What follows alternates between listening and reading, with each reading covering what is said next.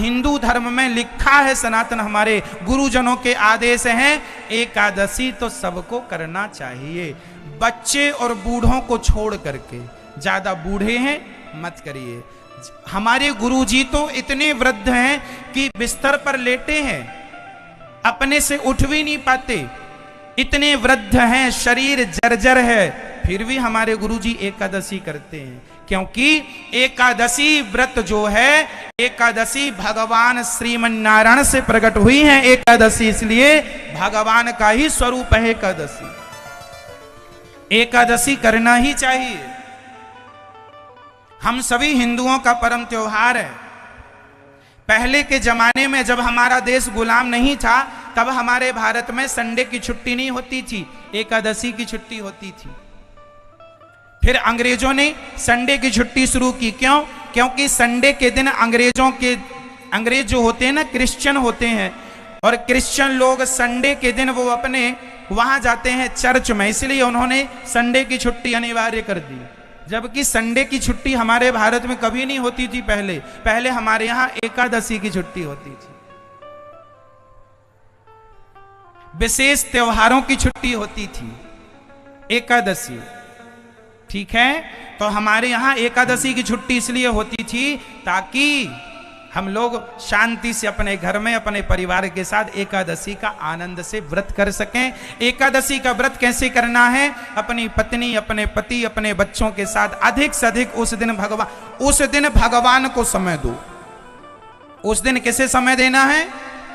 भगवान को। सवेरे जल्दी से उठ जाओ, भगवान का ज्यादा से ज्यादा श्रीमन नारायण का चिंतन करो। भगवान को दूध से, दही से, घी से, शक्कर से, शहद से नहवाओ, भगवान का दिव्य अभिषेक करो, कपड़े पहनाओ, श्रृंगार करो, भगवान को भोग लगाओ बढ़िया फल फूल का। और आप लोग भी एकादशी में खा सकते हैं, फल खाइए, फल खाइए, सिंघाड़े के आटे का प्रयोग कर लीजिए, सेंधा नमक खाइए, गोली दवाई खा सकते हैं। ये एकादशी ज्यादा से ज्यादा भगवान के चिंतन का नाम व्रत होता है। लेकिन इतना ज्यादा अज्ञान पांव पसार चुका है कि लोग व्रत ही छोड़ देते हैं।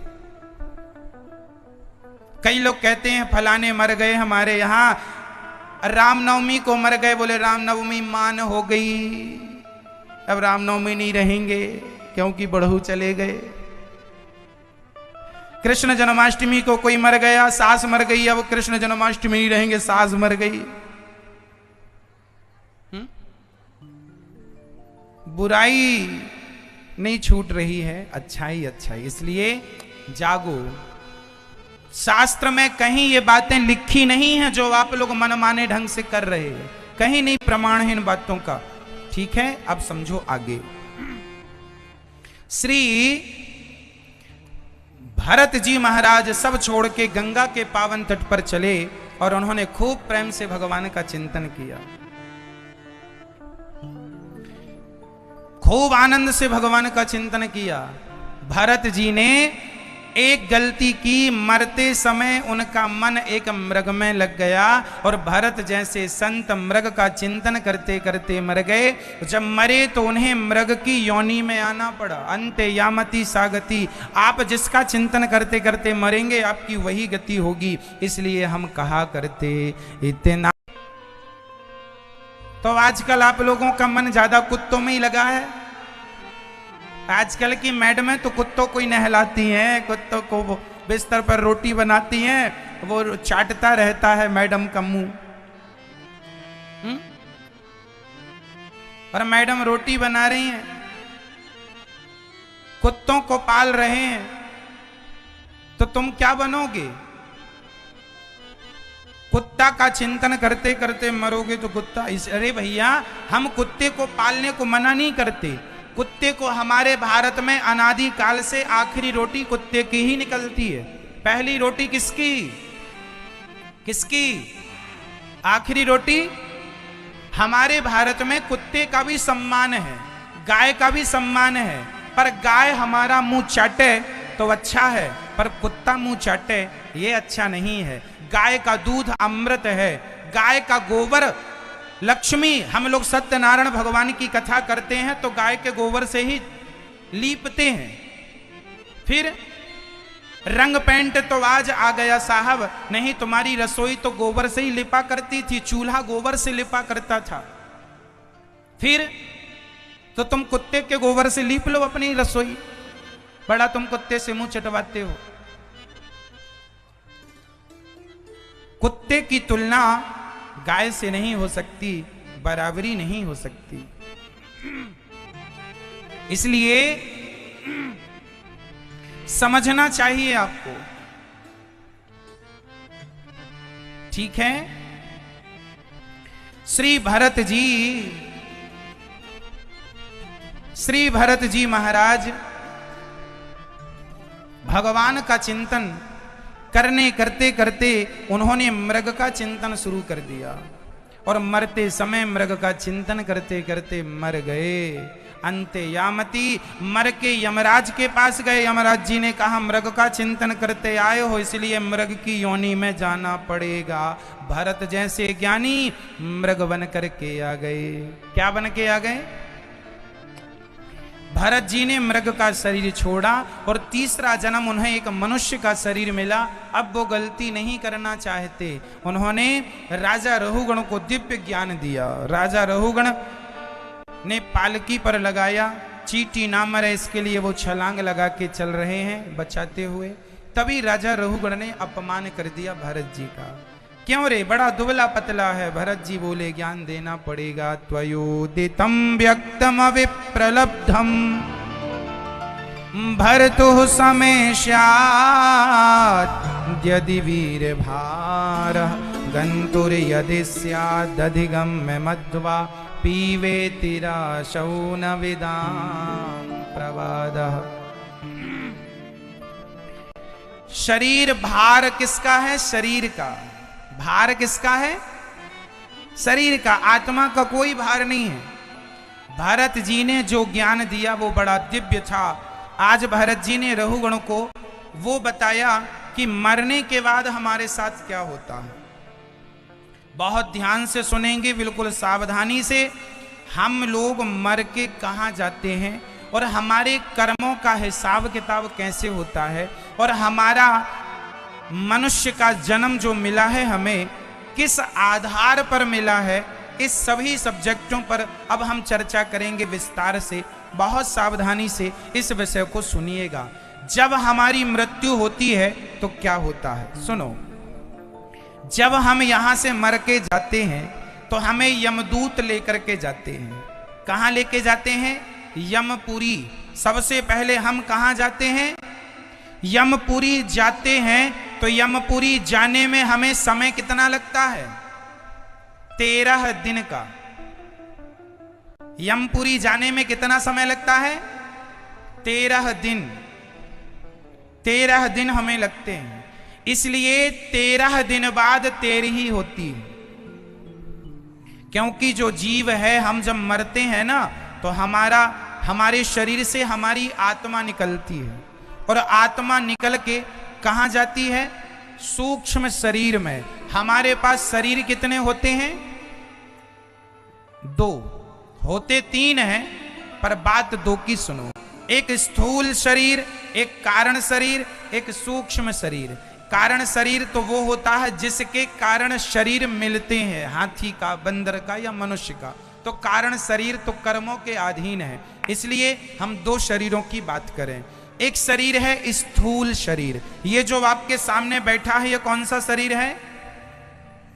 एक शरीर और होता है सूक्ष्म शरीर। पहले ये बताओ, हम समझा रहे हैं, आप लोग समझ पा रहे हैं या नहीं? मैया कहां जा रही हो मेरी मां? अरे आप तो नहीं जा रही हो। अब थोड़ा हम समझाएंगे, थोड़ा जोर लगा के। प्रार्थना है मेरी मेहनत तब सफल होगी जब आप समझेंगे। अब हमने समझाया 15 से 20 मिनट तक पसीने बहा के, और आपको समझ में कुछ नहीं आया, समझाना बेकार हो जाएगा। तो हमारे शरीर कितने होते हैं? 3। इस शरीर का नाम क्या है? बोलते चलो, तुरंत, देर ना लगाना। जो मंच में बैठे हैं आप लोग भी बोलते चलिए। आप लोग पास में बैठे इसलिए खड़ा करके हम आपसे पूछ लेंगे। बताइए हमारे शरीर, इस शरीर का नाम क्या है? स्थूल शरीर। एक शरीर और होता है जिसे हम सूक्ष्म शरीर कहते हैं। सूक्ष्म शरीर क्या होता है?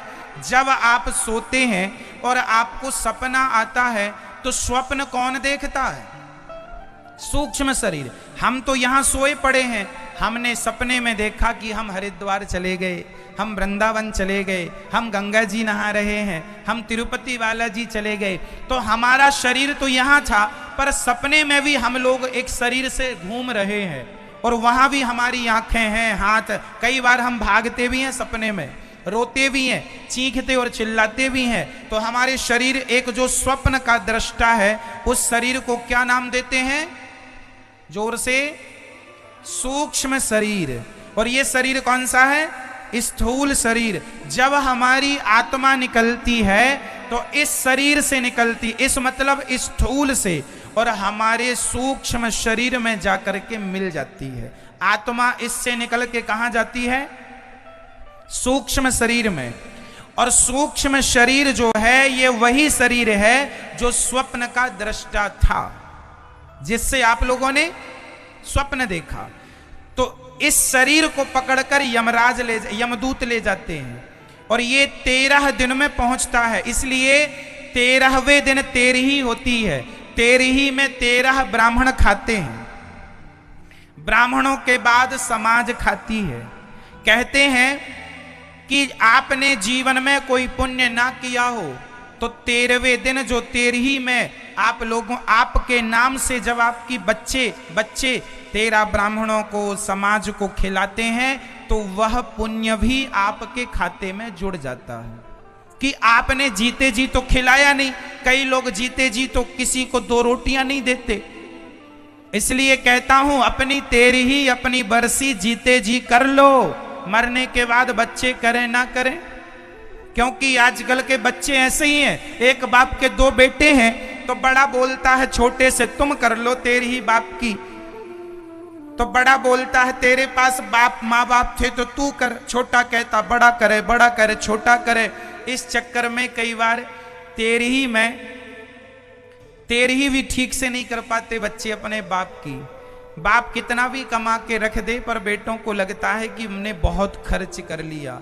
जबकि हर बेटे का धर्म है कि वो अपने माँ बाप की तेरही बरसी तो बड़ी खुशी से करे, अर्थात ज्यादा से ज्यादा भोजन प्रसादी सब समाज को मिले। यदि आप योग्य हैं तो, नहीं तो भाई आप नमक रोटी भी खिलाएं तो भी ठीक है, पर है तो बढ़िया करना चाहिए।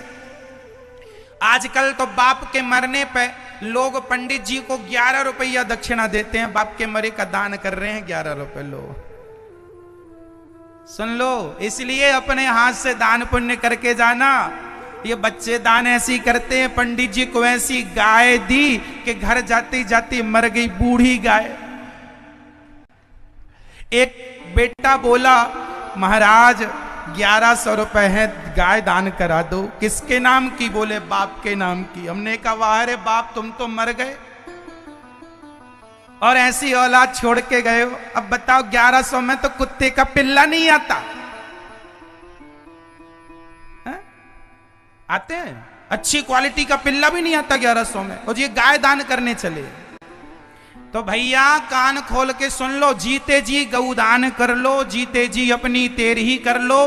13 ब्राह्मणों को नहीं, जीते जी 50 ब्राह्मणों को खिला दो, समाज को खिला दो। छोटा मोटा दान पुण्य करते रहा करो। मरने के बाद जो बच्चे करेंगे तो करेंगे ही करेंगे। इसलिए गौरी गोपाल अन्न क्षेत्र चलता है वृंदावन में। हजारों ब्राह्मण रोज खाते हैं, ब्राह्मण संत समाज। तो आपने एक बार अन्न क्षेत्र बंटवा दिया तो आपका 13 ब्राह्मण क्या, हजारों ब्राह्मण एक बार में खा लेते हैं। इसलिए जीते जी दान करो। अन्न दान बड़ा दान है, इसलिए अन्न दान करना चाहिए। और मरने के समय ये ना सोचे बैठो कि बेटा ही करेगा, बेटी करेगा। नहीं करेगा तो क्या कर लोगे? अभी तो लॉकडाउन में जो मरे, कोरोना काल में जो मरे, उनकी तो 13 ब्राह्मणों ने भी नहीं 13वीं खाई। क्यों?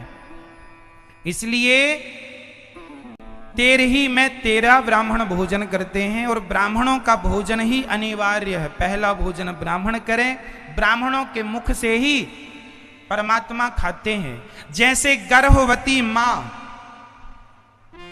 पेट में बेटा है तो मां जो खाती है वो बेटे के पेट में अपने आप चला जाता है। उसी प्रकार भगवान ने कहा कि तुम ब्राह्मणों को खिलाओ, मेरे पेट में अपने आप आ जाएगा ब्राह्मणों के द्वारा। इसलिए 13 में 13 ब्राह्मण, ज्यादा हो तो चलेगा।